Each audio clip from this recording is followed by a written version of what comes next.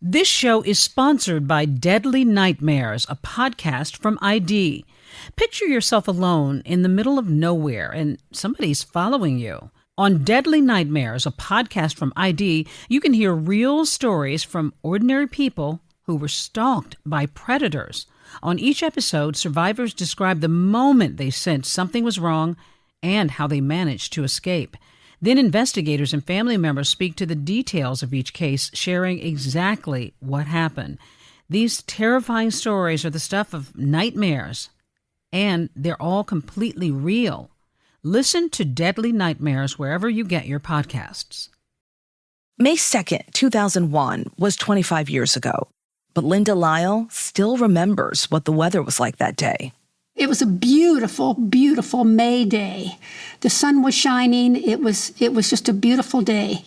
Back then, Linda was working at an advertising company on the edge of Washington, D.C. It was a small office, and Linda knew all her colleagues by name, including a woman named Leslie Preer. Leslie was a part-time employee. She had been brought in. We were desperate for someone to file. Leslie helped with the administrative side of the business. She'd been with the company for 4 years. She was in her late 40s, but looked a lot younger. A classic, Grace Kelly-esque beauty with dark hair and fine features. Oh, she was beautiful. She had a quiet manner. She was dainty to me. But on this particular spring morning in 2001, Leslie was not at work as scheduled. She didn't show up. This was a problem from a business perspective. It was Leslie's job to mail invoices. If no invoices went out, no money was coming in.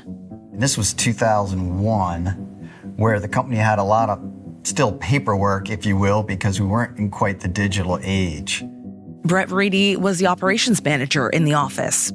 He was also Leslie's boss. Brett had recently had a talk with her about punctuality.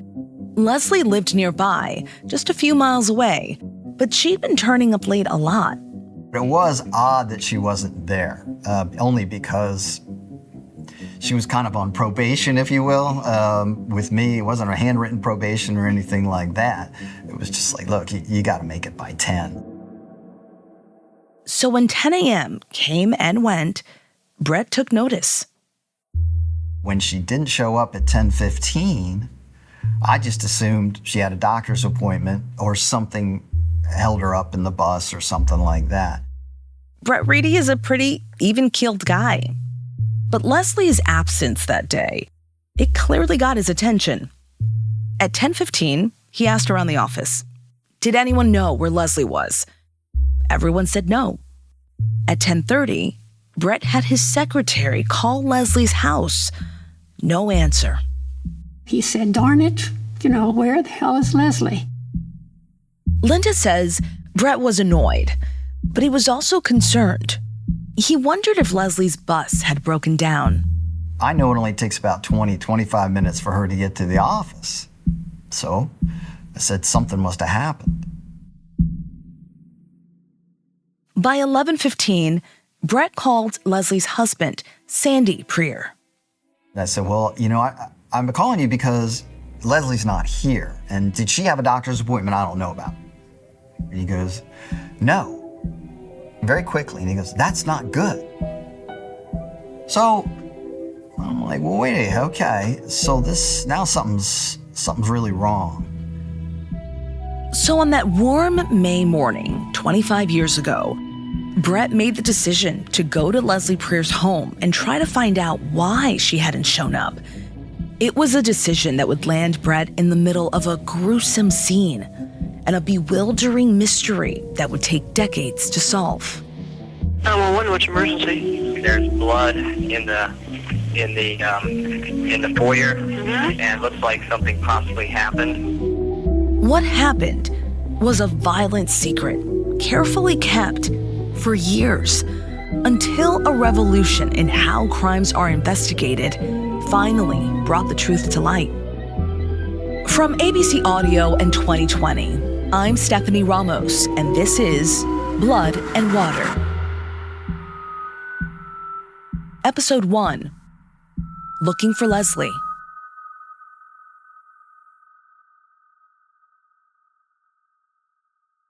Leslie Preer and her husband Sandy lived in Chevy Chase, Maryland.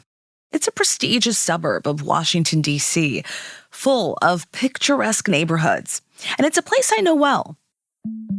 When I first joined ABC News 11 years ago, I worked out of the D.C. bureau, just a few miles away. Chevy Chase is a place that always seemed to radiate calm, quiet respectability, and wealth. Even in 2001, the average house in Chevy Chase cost 3 times the national average. It's in one of the most educated, high-earning counties in the country. So how far are we from where you and Leslie worked at the time? Probably at the most 2 miles. About 2 miles away. Last year, I asked Leslie Preer's boss, Brett Reedy, to show me the neighborhood where the Preers lived.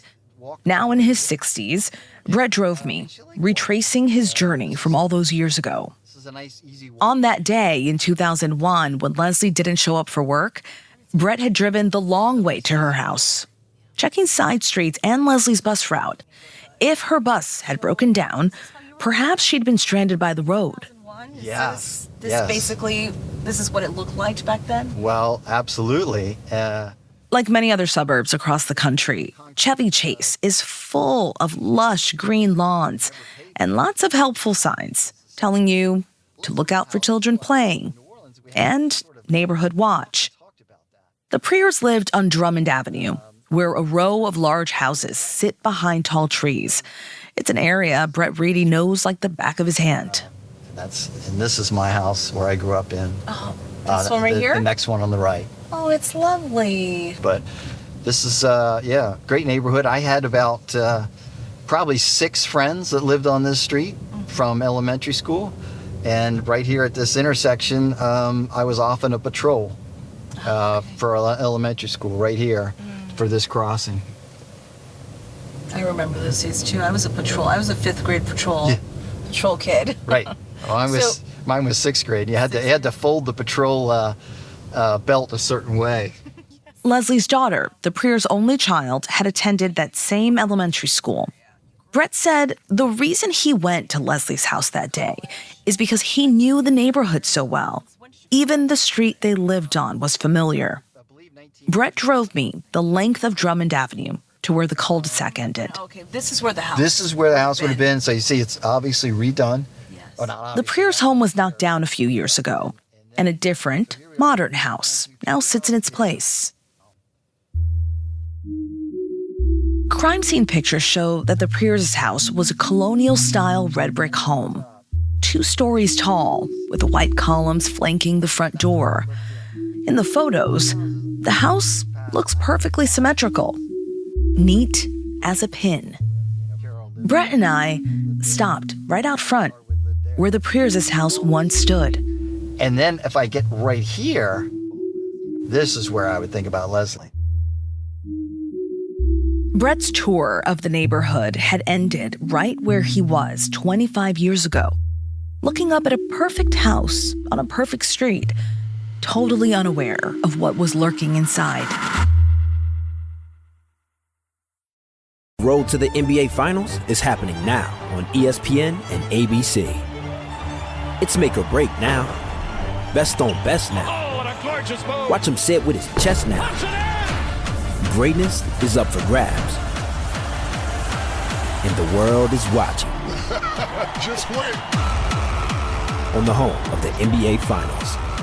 All the work, all the sacrifice. The NBA playoffs, presented by Google, continue on ESPN and ABC. The Devil Wears Prada 2 is the perfect sequel that has audiences talking. She knows. How did you blab? It exceeds all expectations. I always knew that you would end up doing something great. See the movie that's fun, fierce, and well worth the wait. This is what Runway does best. And now the devil is back in all her glory. My boss is badder than your boss. Don't miss the iconic movie event now playing only in theaters. That's all. The Devil Wears Prada 2, rated PG-13. May be inappropriate for children under 13. Now playing everywhere. Hello, darlings. It's Lisa Vanderpump. My Hulu original reality series Vanderpump Villa is back in England, where the standards are high and the chaos unavoidable. And if you think my staff is all drama, wait until you meet the guests. Love Island, Bachelor Nation. The Challenge. This is the White Lotus of reality stars. Witness the reality star crossover event you won't want to miss. New season of Vanderpump Villa is now streaming on Hulu and Hulu on Disney+. For bundle subscribers, terms apply. On the morning of May 2nd, 2001, it was sunny, warm, and approaching 11:30 a.m. when Brett Reedy pulled up at the Prayer House and walked up to the front door. Brett recognized Leslie's husband when he pulled into the driveway just after him. Sandy Prayer was broad-shouldered, with reddish hair and thick glasses. The two men weren't friends, but they'd met before. Sandy worked in an office nearby. When Brett told Sandy that Leslie hadn't shown up at work, Sandy told his boss he had a family emergency and left immediately to go to the house, arriving moments after Brett. He walked up to me and he said, "Hey, Brett, how you doing?" He opens the door and he's yelling, "Leslie, Leslie, Leslie." And as soon as I walk in, I look to my right and there's a large pool of blood. I mean, it's a significant amount of blood, maybe about a 3-foot diameter of pooled blood. Brett later told police that he felt he saw the blood moments before Sandy. When Sandy did notice it, he said, "Oh my God." The men were standing in the foyer. From there, they had a view of most of the house. The living room was on their left. The stairs to the second floor were straight ahead, and the dining room was to the right, with a view of the kitchen toward the back of the house. In the foyer, blood was smeared around the floor, as if someone had tried to wipe it up. It was also spattered on the walls. A small welcome mat, stained with blood, lay in a heap in the living room. A table that usually stood in the entranceway had been knocked over. I noticed a lot of blood on the steps leading upstairs. Splattered blood all over the steps.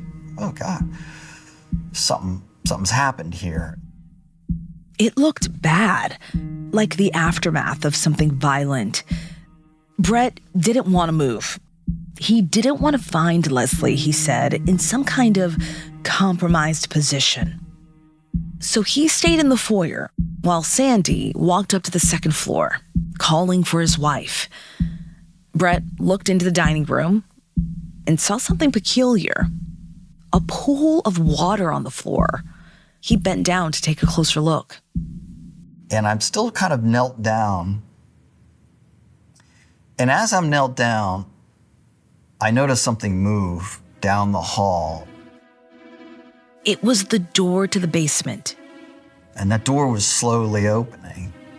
I was like, oh no, the way it slowly opened, again, I'm thinking, uh-oh, it's Leslie. She's probably hurt and something's happened. But it was not. It was the dog. The Prayer's elderly black lab, Boomer. The dog had pushed its nose open the door and then started walking towards me. So there was a little bit of that heart palpitation there for a second. Sandy went down the basement steps to check things out, but soon came back up. Still no sign of Leslie. Brett started pointing out the blood smears to Sandy. Blood on the floor, blood on the walls, blood on the stairs. Sandy had noticed them, but he kept insisting that there had been an accident, perhaps on the stairs, and that Leslie had been hurt. To Brett, it felt like Sandy hadn't grasped the seriousness of the situation. And he goes, "She must have fallen." Well, that's, my reaction probably was, that's a hell of a fall. Where Brett found the situation shocking, he says Sandy seemed calm. Sandy did not seem to react to what I was pointing out. It was a little strange. I remember saying to him, "Look, Sandy, they tried to clean this up." So I think intuitively, somebody hurt somebody and tried to clean it up. And Sandy's reaction was, she must have fallen down. He kept going that route. Sandy later told police he believed Leslie had injured herself at home and a neighbor had taken her to a hospital. He thought she was hurt, but being taken care of. Sandy said that a few minutes after entering the home, he decided to call local emergency rooms to see if Leslie had been brought in. Sandy and Brett went into the kitchen, where Sandy opened up the yellow pages on the counter. But they soon noticed the kitchen also showed evidence of Leslie being injured. Blood everywhere. Blood on the appliances, blood on the back door, blood a little bit on the table. But what I noticed was the back door was ajar a little bit. It wasn't fully closed. So something I remembered really well. I thought it was odd. By this time, the men had been in the house for around 15 minutes.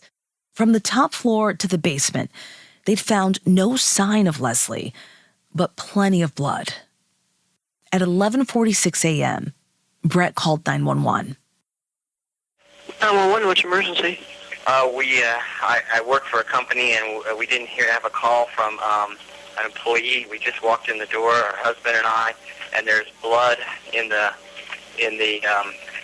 foyer, and it looks like something possibly happened. Okay. So, You're not in the house anymore, are you? We're in the house right now. The husband's looking around. You hadn't heard, you're with the husband? I'm with the husband, yes. Okay. Is there a lot of blood? But it looks like there's possibly, maybe a struggle, a couple things knocked down. Okay. Can I ask you guys to step out of the house? I said, okay. All right. I said to Sandy, we have to get out. Brett and Sandy waited in the front yard. It only took 10 minutes for the police to arrive, and by then, it was approaching midday. When they showed up, Sandy, he kind of greeted them. Again, a little odd. And they pulled their guns. And Sandy goes, whoa, you guys mean business. Like, kind of in a joking way. The officers asked Sandy if the door was unlocked, and when he said it was, they entered. I'm outside talking to Sandy. I said, is there something, anything else that maybe you don't know about, or, just trying to figure this out. And I asked him directly. I said, Sandy, you were upstairs awfully quick. Did you check everywhere? And as soon as I said that, he puts his hand to his head and he goes, oh, I forgot to check the bathroom. Sandy told Brett that when he had gone upstairs, he'd briefly looked into the doorway of each of the rooms, but hadn't gone all the way in. But Brett didn't have long to dwell on that. I would say within a minute, the police came back out. And when they walked out, the policeman was wearing gloves and he was taking them off. And I knew right then. And he walked right up to Sandy and said, sir, your wife is dead. Brett says that Sandy seemed completely shocked. Disbelief? What? I don't understand. How can that be?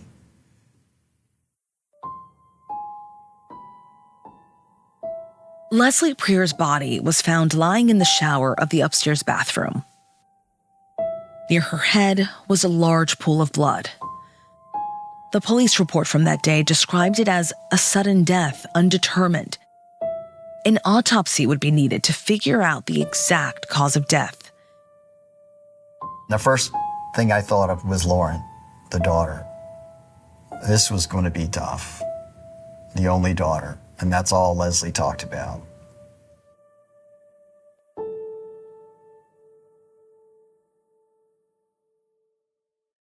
We gather here tonight to bring women back to their rightful place. The Testaments, a new Hulu original series from the executive producers of The Handmaid's Tale. It's easier to accept a story than believe that the people around you are monsters. The battle isn't over. There comes a time when you have to take action, when you have to choose your own destiny. Never quite as it seems. Watch the new Hulu original series, The Testaments, streaming on Hulu and Hulu on Disney Plus for bundle subscribers. Terms apply.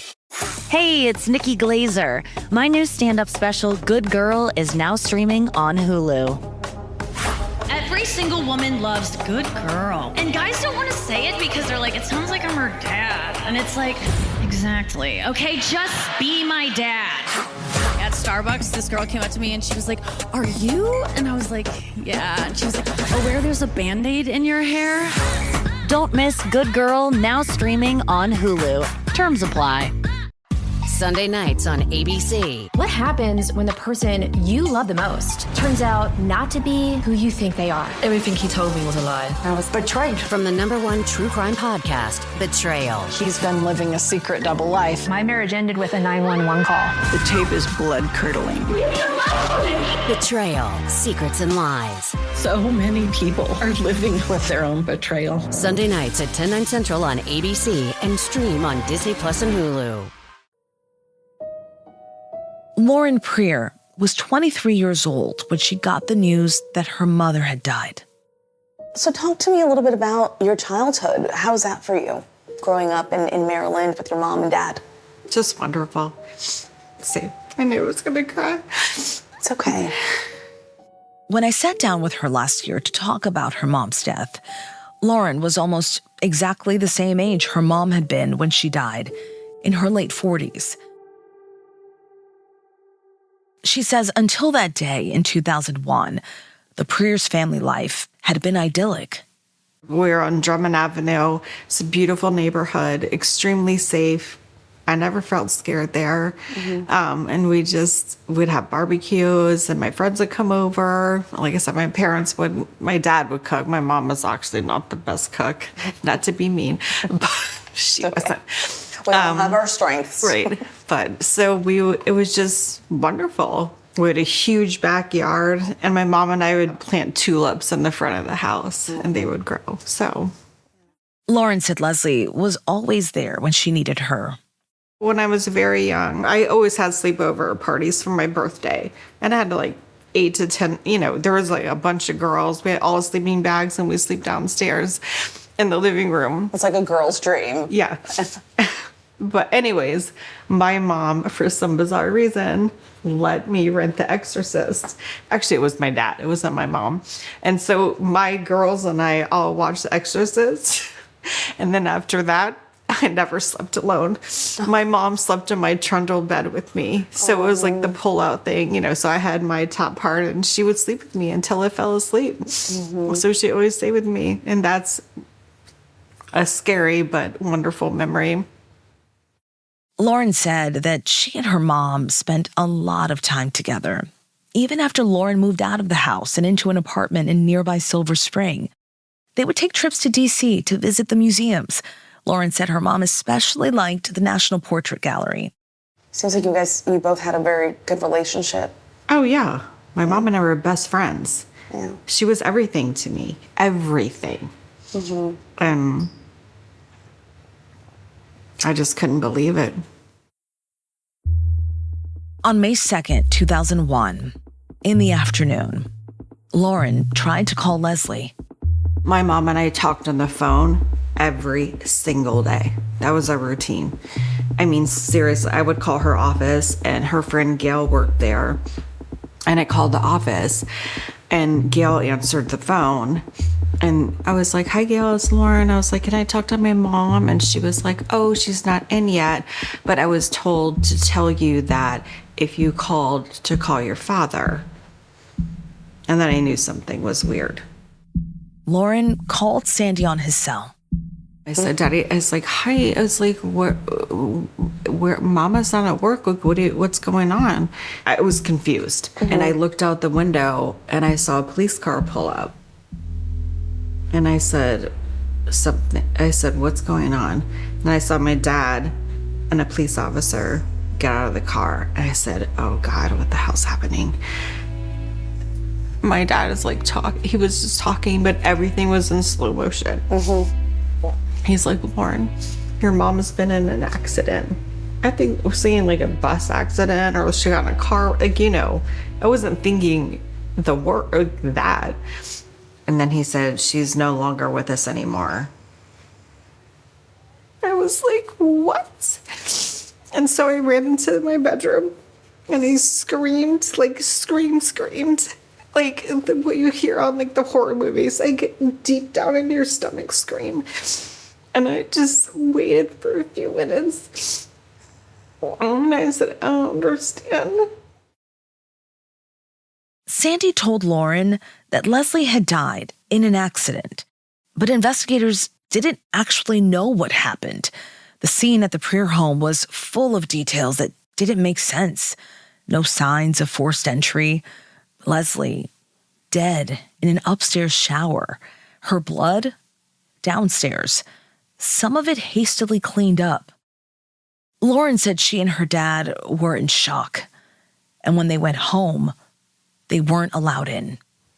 But I saw her, the gurney with her body going out. I never saw her dead body.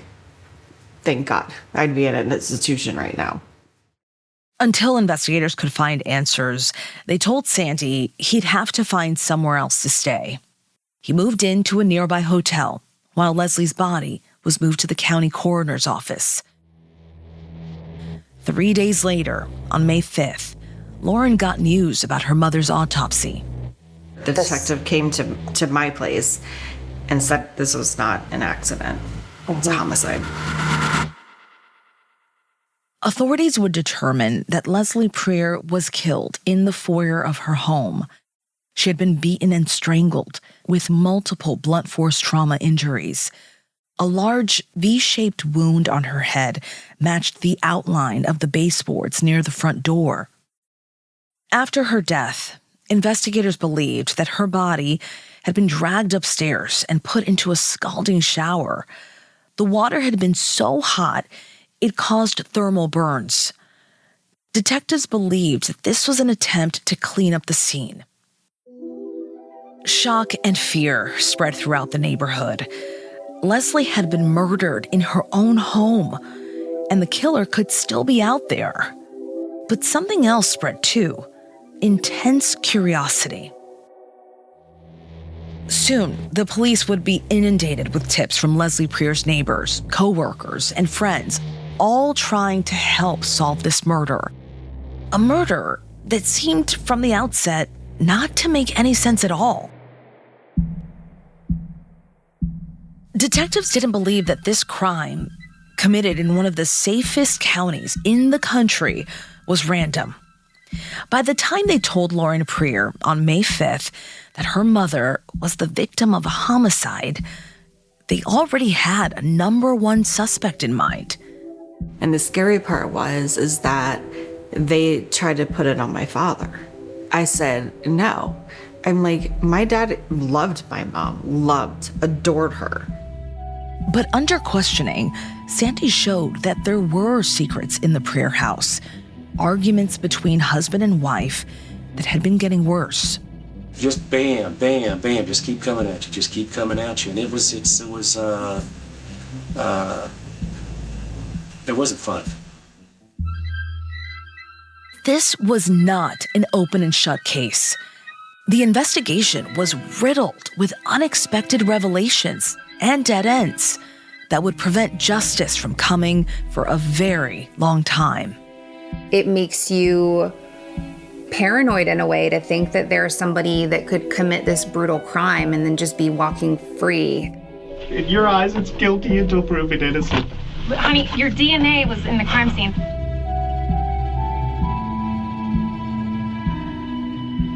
Blood and Water is a production of ABC Audio and 2020, hosted by me, Stephanie Ramos, produced by Madeline Wood, Shane McKeon, and Kiara Powell, with help from Emily Schutz and Caitlin Schiffer, edited by Gianna Palmer.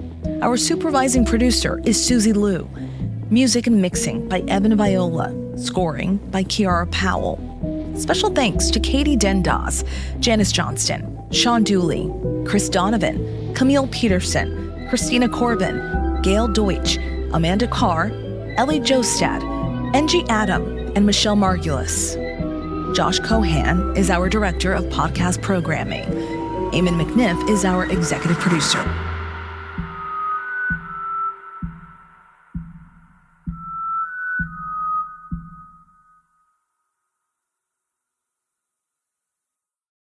ESPN presents the Stanley Cup Playoffs, the most exciting playoffs out there. A 2-month roller coaster filled with sudden death overtimes and good old-fashioned chaos. Unbelievable! Every shift matters, every series is a statement, and everyone gets their shot at the cup. Scores!